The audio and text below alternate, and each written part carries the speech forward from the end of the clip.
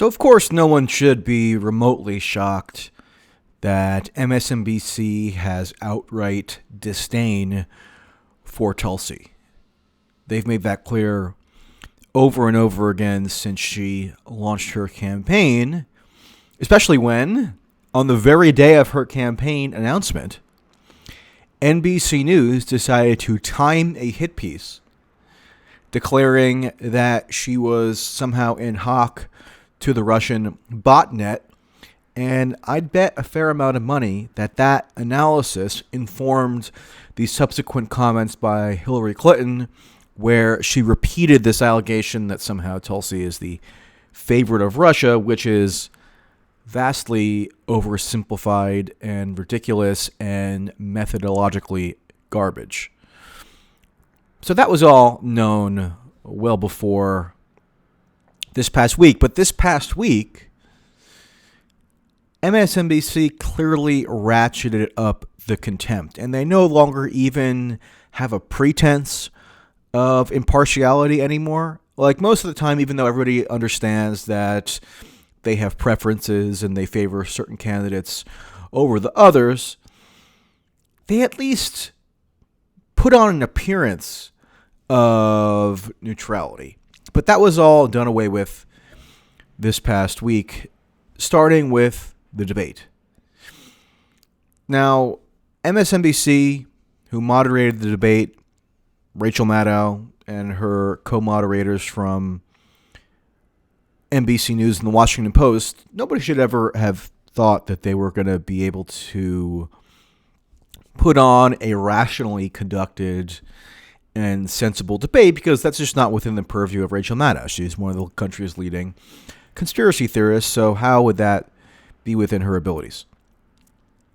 But if you watch that debate, you probably noticed that Tulsi got 0 questions for the first half hour. Nothing new. But the first question they did put to her was a little odd because it was about the Hillary Clinton comments. Now, that was a big story, granted, and there is still legitimate debate to be had about the continuing influence of the Clintons on the Democratic Party. So, conceivably, there's some justification for that question. But MSNBC really showed their cards when, out of nowhere, they decided to ask Kamala Harris if she'd like to respond to Tulsi's comments. So let's refresh your memory about how that transpired. You have criticized Hillary Clinton as the, quote, personification of the rot that has sickened the Democratic Party. What is the rot you see in the Democratic Party? That our Democratic Party, unfortunately, is not the party that is of, by, and for the people. It is a party that has been and continues to be influenced by the foreign policy establishment in Washington, represented by Hillary Clinton and others' foreign policy, by the military-industrial complex and other greedy corporate interests. I'm running for president to be the Democratic nominee that rebuilds our Democratic Party, takes it out of their hands, and truly puts it in the hands of the people of this country, a party that actually hears the voices of Americans who are struggling all across this country, and puts it in the hands of veterans and fellow Americans who are calling for an end to this ongoing Bush, Clinton, Trump foreign policy doctrine of regime change wars, overthrowing dictators and other countries, needlessly sending my brothers and sisters in uniform into harm's way to fight in wars that actually undermine our national security and have cost us thousands of American lives. These are wars that have cost us as American taxpayers trillions of dollars since 9/11 alone, dollars that have come out of our pockets, out of our hospitals, out of our schools, out of our infrastructure needs. As president, I will end this foreign policy, end these regime change wars, work to end this new Cold War and arms race, and instead invest our hard-earned taxpayer dollars actually into serving the needs of the American people. Thank you, right here at home. Senator Harris, any response? Oh, sure.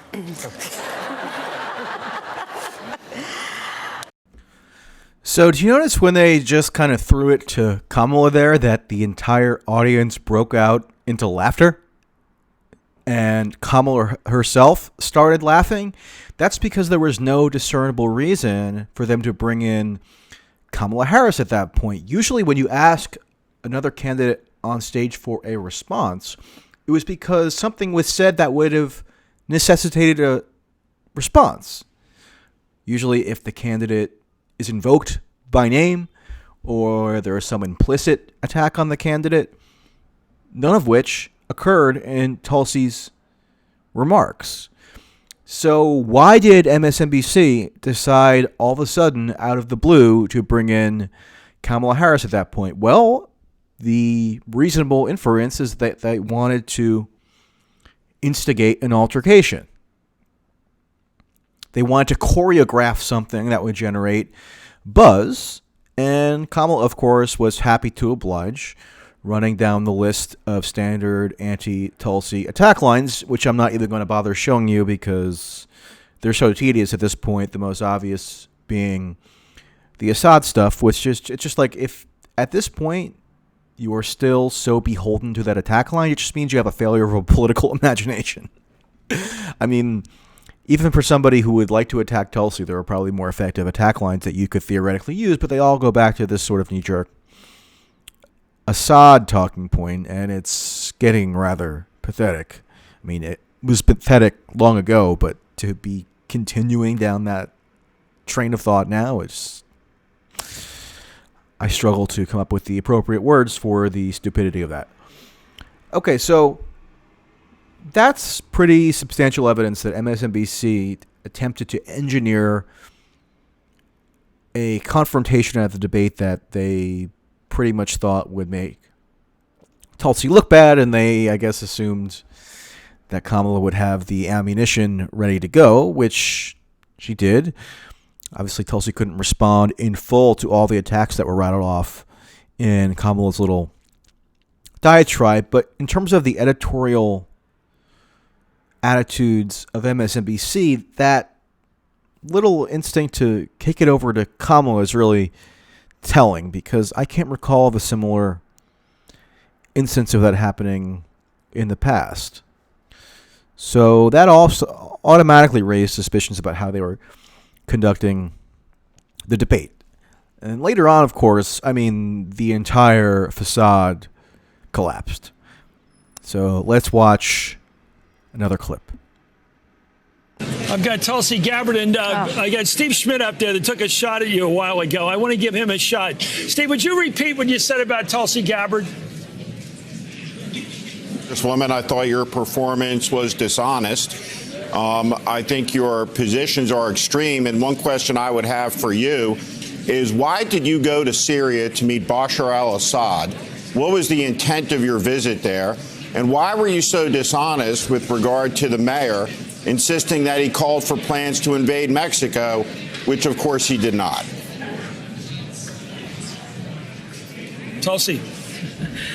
Okay, so what was that? I'm not even playing her response because it's almost immaterial. The point I'm trying to highlight is that they again exercise the editorial judgment to bring in somebody to just throw a unabashed smear at Tulsi. And they don't really do that with other candidates. Yeah, there's some hostility to Bernie at times, but it's not quite this blatant and undisguised. But did you notice what Steve Schmidt, the former Republican operative, said? He addressed her as Miss Woman. Now, I'm assuming that's got to be some bizarre slip of the tongue, but because he's so dripping with contempt for her, you honestly can't even be sure. And he threw the Assad thing in, of course.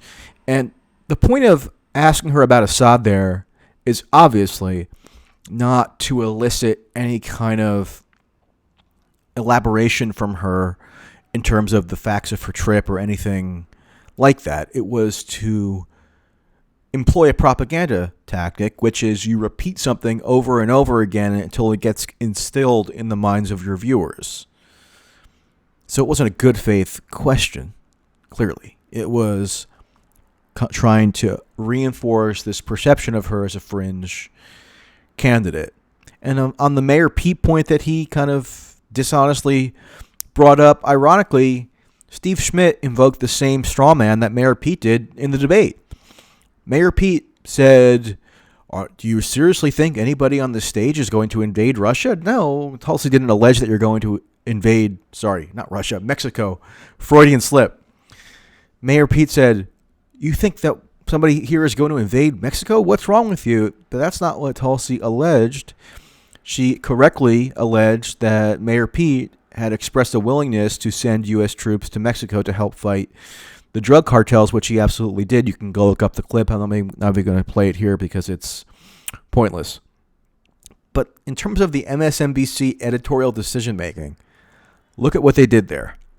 And then look at this last clip, which may take the cake. I think the challenge that Tulsi Gabbard is having is that you can feel that way about the Iraq War, as I definitely did, but also find it odd that the way she talks about regime change wars is exactly the same way that Russia talks about them. Right. She uses this language that feels straight out of kind of the Kremlin. Sure. It is odd. Yeah. And that she went to see Bashar al-Assad and cannot take away from her interaction with him or her observation of him that he is a criminal who is not just hurting random people. He's hurting his own people. The fact that she couldn't call him a war criminal is stunning. That you can't see what he is also a weird Kremlin-y view that she has of the world that makes her an odd fit for a party of Democrats. What do you even say to that? See, now I messed up my hair because I had to place my hand into my palm just in listening to that again.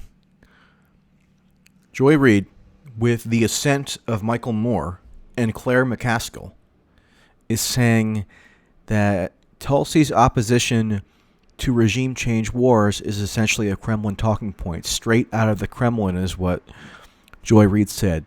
Do I really even have to explain how fantastically preposterous and dangerous that kind of rhetoric is?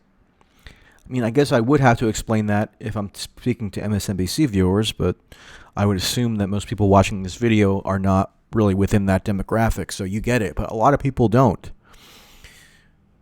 Generic Democrats who are just kind of sitting there watching post-debate coverage from Joy Reid are now being given this perception that opposing U.S. foreign policy or criticizing foreign policy orthodoxies is doing the bidding of Russia. Now, that's just so insanely insidious that it's hard to find the words to capture everything that's wrong there. And for Michael Moore to just kind of mindlessly register his approval was doubly disgusting. And what can you say at this point in terms of MSNBC? This is what they are. They've essentially openly declared war on Tulsi. There are 1,000 other examples I could find that demonstrate this, including some from just the past couple days when they flash this statistic about how, Tulsi is the favorite of Russia based on this junk analysis done by a think tank loser whose credentials don't pass any meaningful bar for respectability. But they want to delegitimize her. They want to cast her as fringe. And then people wonder why there's suspicion of the media and why Tulsi in particular often has to go on conservative media to get a fair hearing. Is there any surprise about that at this point? MSNBC has shown now definitively without any doubt in the world that they are attempting to destroy one particular candidate. They might not be fair to every other candidate.